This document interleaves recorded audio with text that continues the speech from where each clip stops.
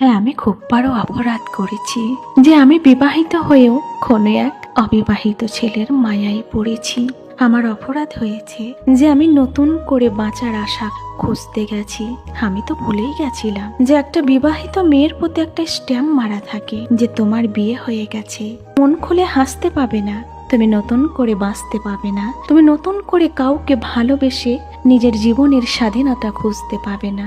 এই স্ট্যাম্পটা যে মারা ছিল আমার ভাগ্যে, সেটা তো আমি ভুলেই গেছিলাম।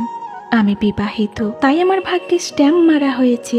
তোমার স্বামী যেমনই হোক না কেন, তোমাকে সেই ঘরেই থাকতে হবে।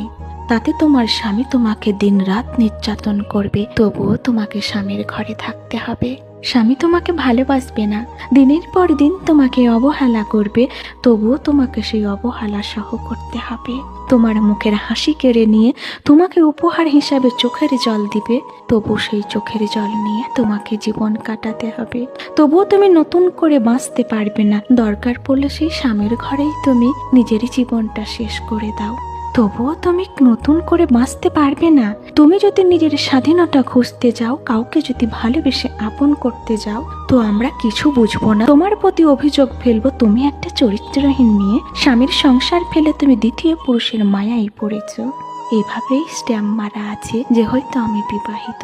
একটা বিবাহিত মেয়ে যখন দ্বিতীয় পুরুষের মায়ায় ভালোবাসায় পড়ে, তখন সমাজ তাকে বলে চরিত্রহীন।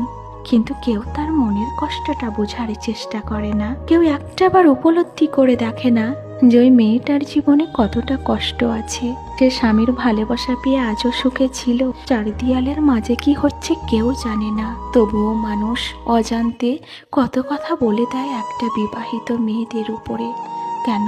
একটা মেয়ের যখন বিয়ে হয়ে যায়, তখন কি তার জীবন থেকে সমস্ত স্বাধীনতা হারিয়ে যায়? সে কি কখনো ভালো থাকতে পারে না? না, তার ভালো থাকার কোনো অধিকার নেই।